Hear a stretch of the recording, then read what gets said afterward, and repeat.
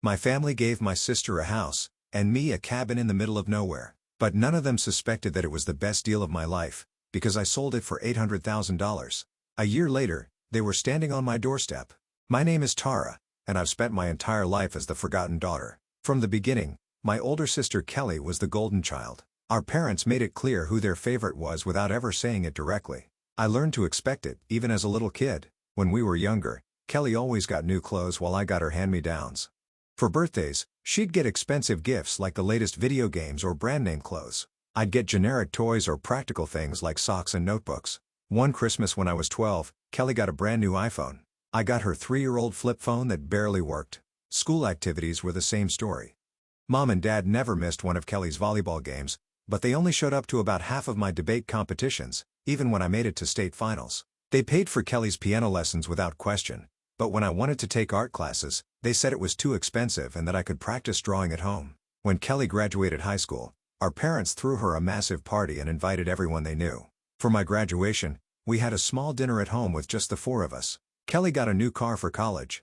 I got a bus pass. Kelly needs reliable transportation, Dad had explained. The campus is huge, and she has a lot of ground to cover. I went to the same university, but apparently, my legs work just fine. I stopped expecting things from them years ago.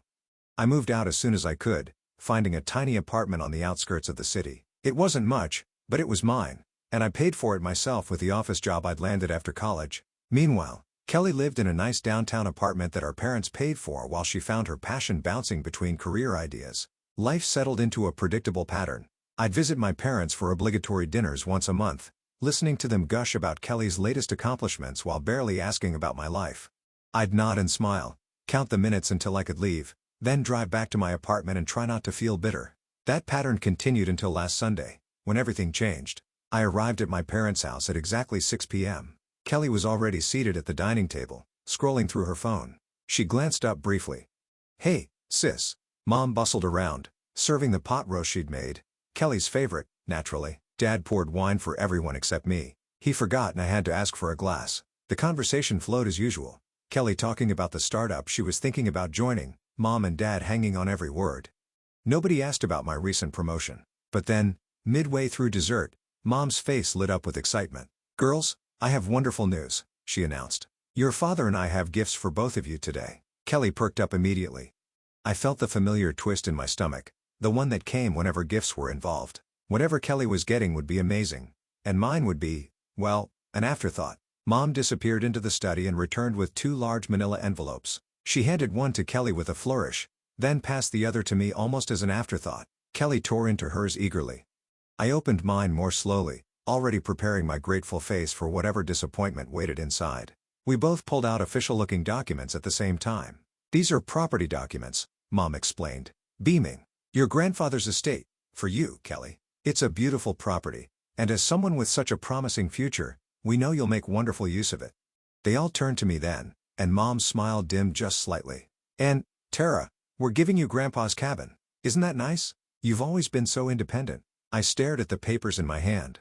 The cabin she was referring to was barely more than a shack, a dilapidated structure without electricity, running water, or even a proper access road. Grandpa had used it as a hunting cabin occasionally, but it had been abandoned for years. It wasn't even habitable. The familiar feeling washed over me, that mixture of hurt, anger, and resignation that had been my constant companion throughout childhood. But this time, something different happened.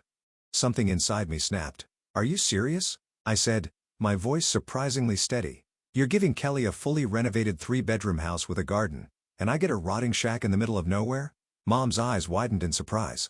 I rarely pushed back. "Now, Tara," she said, using her placating voice, "you're being dramatic. It's a charming little place with potential.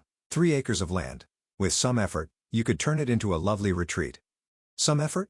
I laughed, and it sounded harsh even to my ears. "Mom, there's no electricity, no water, no internet. The roof probably has holes. The place is falling apart and would cost a fortune to make livable, which you know I don't have."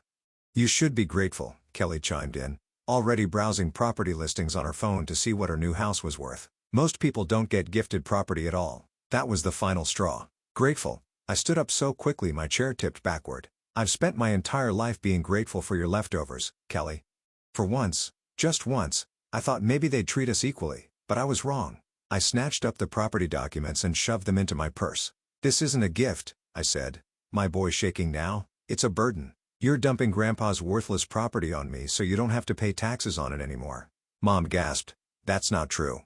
But I could see in her eyes that it was exactly what they'd done. "I'm done," I said simply. "I'm done pretending this is normal." I walked out, ignoring their calls behind me. As I drove home, tears streaming down my face, I remembered how Grandpa used to say he went to that cabin when he needed to escape everyone. For the first time, I understood exactly how he felt.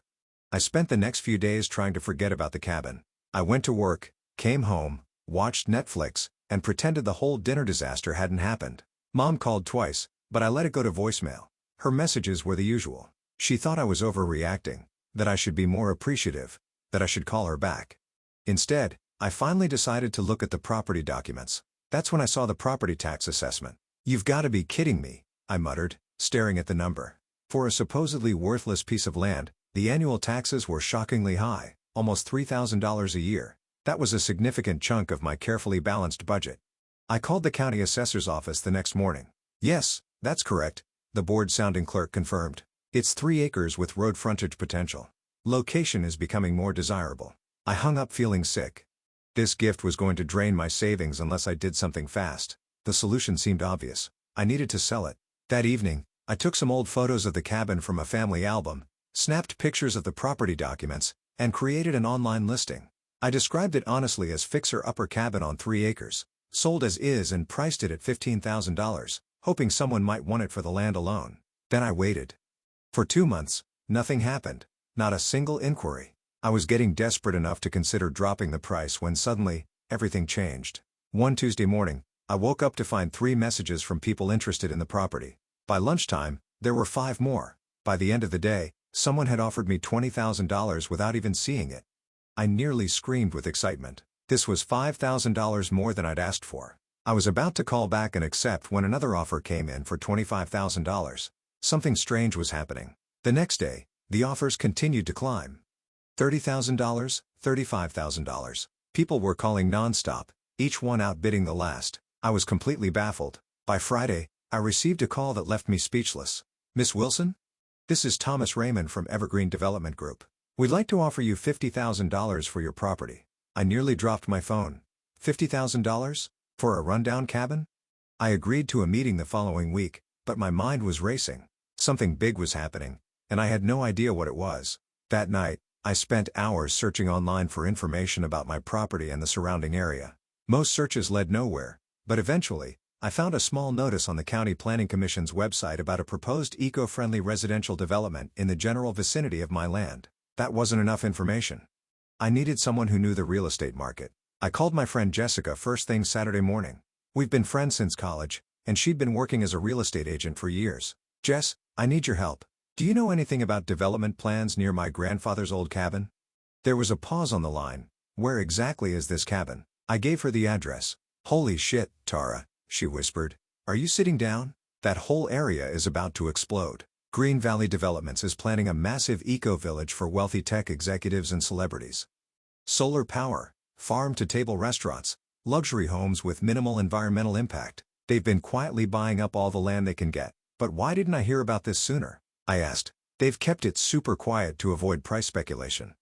"I only know because my boss is handling some of the transactions." She lowered her voice.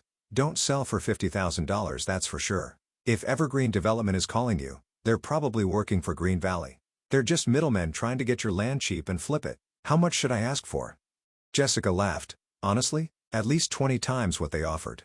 Your 3 acres is probably worth close to $1 million in this situation." I nearly choked. $1 million?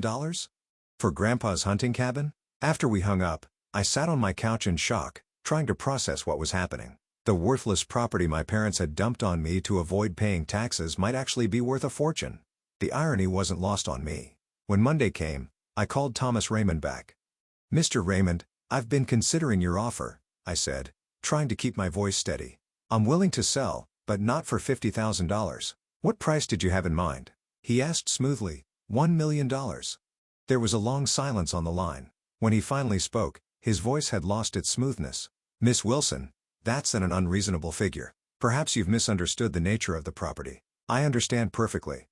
3 acres in the exact location where Green Valley Developments is planning their new eco-village. Another silence. I see you've done your homework. I have, and I know my land is necessary for the project to move forward. 1 million is still out of the question, he said firmly. But I can see we need to revisit our offer. Would you be willing to meet in person to discuss this further? I agreed to a meeting the next day at their office. The negotiation was intense. I brought Jessica with me as an advisor, and Thomas brought the actual buyers from Green Valley. They started at $100,000. I countered with $950,000. They came up to $300,000. I went down to $900,000. By the end of 3 hours, we were all exhausted. The final offer on the table was $800,000. Take it, Jessica whispered to me. That's a fantastic deal. I looked across the table at the team of professionals in their expensive suits, all waiting for my answer. These people had probably never been told they weren't good enough. They'd never had to make do with leftovers or hand-me-downs. I'll accept $800,000, I said finally, but I want the deal closed within 2 weeks. They agreed, and we all shook hands. 2 weeks later, I sat in the title company office, watching as the final papers were signed. The representative handed me a check, and just like that, I was wealthy. The unwanted gift had become my ticket to freedom. The first thing I did after depositing the check was pay off my student loans, $97,000. Next came apartment hunting. I found a beautiful 2-bedroom condo in a nice part of town. The condo cost $320,000, which still left me with nearly $380,000. It was more money than I'd ever imagined having. I knew I needed help managing it properly. My college degree was in communications, not finance. After researching several financial advisors, I met with a woman named Michelle who specialized in sudden wealth management. Michelle helped me set up a diversified investment portfolio, putting most of the money into a mix of index funds, bonds, and a few carefully selected stocks. We also set aside some for angel investments in startups she thought had potential. Despite having enough money to quit my job, I decided to keep working. I liked my colleagues, and the routine gave my days structure. But knowing I had financial security changed how I felt about everything. The constant low-grade anxiety I'd lived with for years, about paying bills, handling emergencies, saving enough, was gone. I started small with my lifestyle changes. I bought new furniture for my condo. I upgraded my 10-year-old car to a reliable mid-range sedan. I started buying groceries without checking prices on everything. Then I booked the trip I'd dreamed about since I was a teenager, 3 weeks exploring Europe. I'd always wanted to see Paris, Rome, and Barcelona, but it had seemed like an impossible fantasy. Now I was selecting hotels and planning itineraries. The night before my trip, I posted a few photos of my packed suitcase and new passport on Instagram with the caption, "Dream coming true. Europe, here I come." I didn't think much about it until I was sitting at a cafe near the Eiffel Tower a week later, scrolling through likes and comments. Most were simple well wishes from friends and co-workers, but one comment from my cousin Amber caught my eye. "Love your new place too. When did you move?" I froze, realizing I'd posted a few photos of my new condo before the trip. I hadn't explicitly told my extended family about the move. Amber and I weren't particularly close, but she and Kelly talked regularly. I pushed the worry aside and continued enjoying my trip. When I returned home, there were 3 missed calls from my mother and a text message. "Please call us when you get back. We'd love to have you for dinner on Sunday." I hadn't spoken to my parents since walking out 6 months ago. Part of me wanted to ignore the message, but curiosity won out. What did they want now? "Hi, Mom," I said when she answered my call. "Tara." Her voice was overly bright. "You're back. We've missed you. Can you come to dinner this Sunday? Your father and I would love to see you, and Kelly will be there too." I hesitated, then agreed. Sunday arrived, and I drove to my parents' house with a sense of déjà vu. Mom greeted me with an enthusiastic hug, as if our last interaction hadn't ended with me storming out. Dinner was surprisingly pleasant at first. Mom had made my favorite lasagna instead of Kelly's preferred dishes. They asked questions about Europe and seemed genuinely interested in my answers. It wasn't until dessert that the real purpose of the invitation became clear. "We saw photos of your new apartment on Amber's feed," Mom said casually. "It looks lovely, very spacious." "Thanks," I replied cautiously. "I'm happy with it." "Amber mentioned it's in the Westbrook," Dad said. "That's a nice building. Expensive." I nodded, taking a bite of apple pie. "She also said you own it outright." Mom continued, "No mortgage."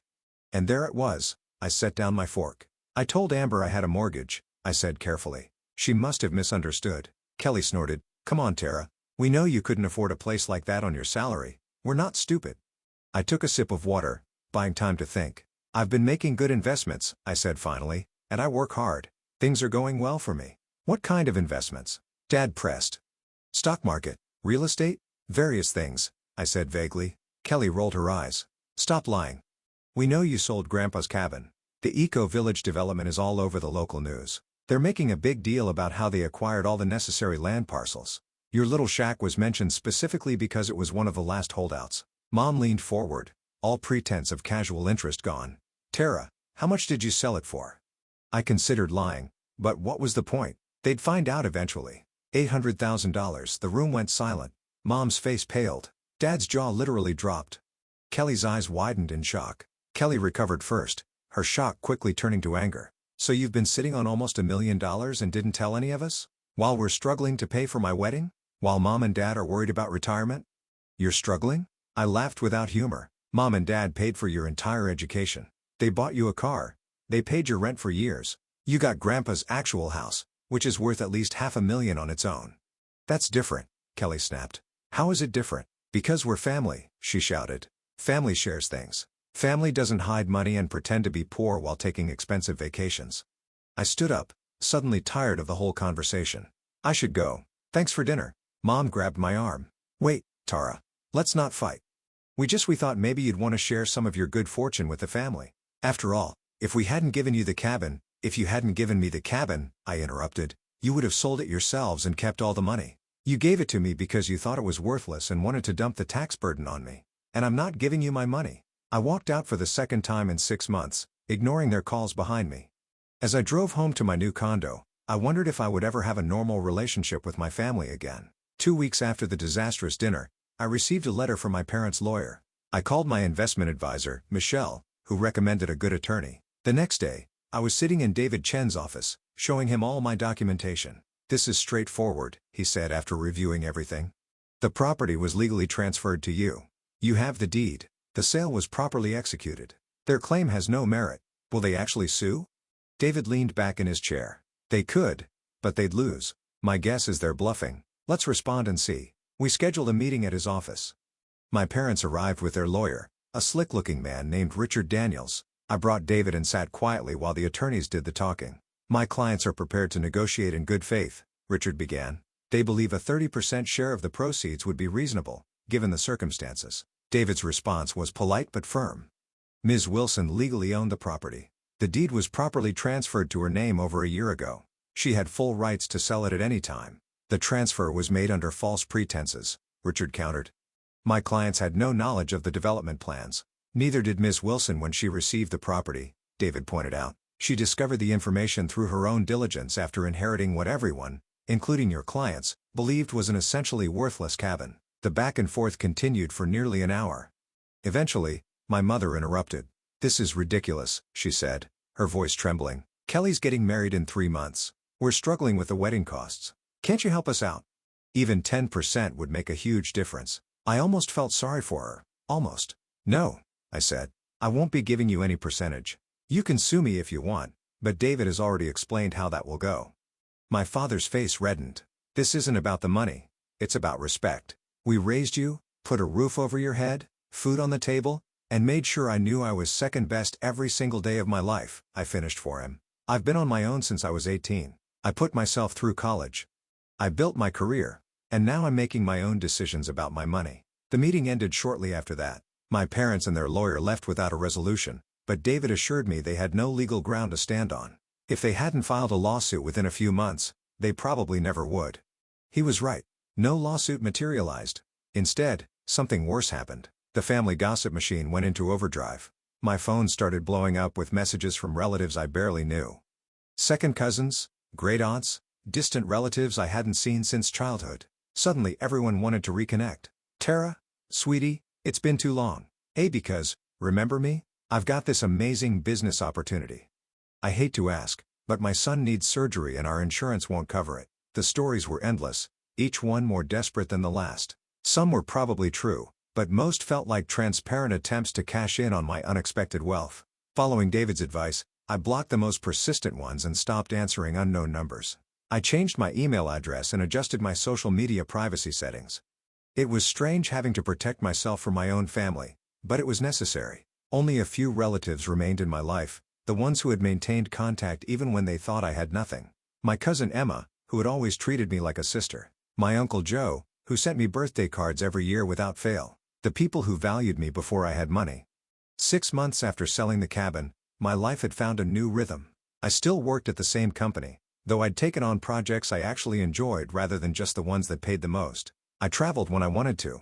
I built a comfortable life that was finally mine. One afternoon, while sorting through mail, I found a brochure from a children's education charity. I set it aside instead of throwing it out. That night, I looked up the organization online. They had an excellent rating, with most of their funds going directly to programs rather than administrative costs. They provided scholarships for underprivileged children, especially those who were overlooked by traditional merit-based programs. I made a donation the next day, anonymous, but substantial. It felt good. So good that I researched more charities, organizations supporting first-generation college students, mental health resources for young adults, programs helping people escape toxic family situations. Over the next year, I donated to dozens of causes, always anonymously. Michelle helped me set up a proper charitable giving plan that would be sustainable and tax efficient. These weren't just donations, they were investments in people who reminded me of myself. I never reconciled with my parents or Kelly. Sometimes I got updates about them through the family grapevine. Kelly had her lavish wedding. My parents were still struggling financially but managed to give her a generous gift anyway. Some things never changed. And that was okay. I'd found my own path. In a strange way, I had to thank them. If they hadn't given me that worthless cabin, if they had treated me equally just once in my life, none of this would have happened.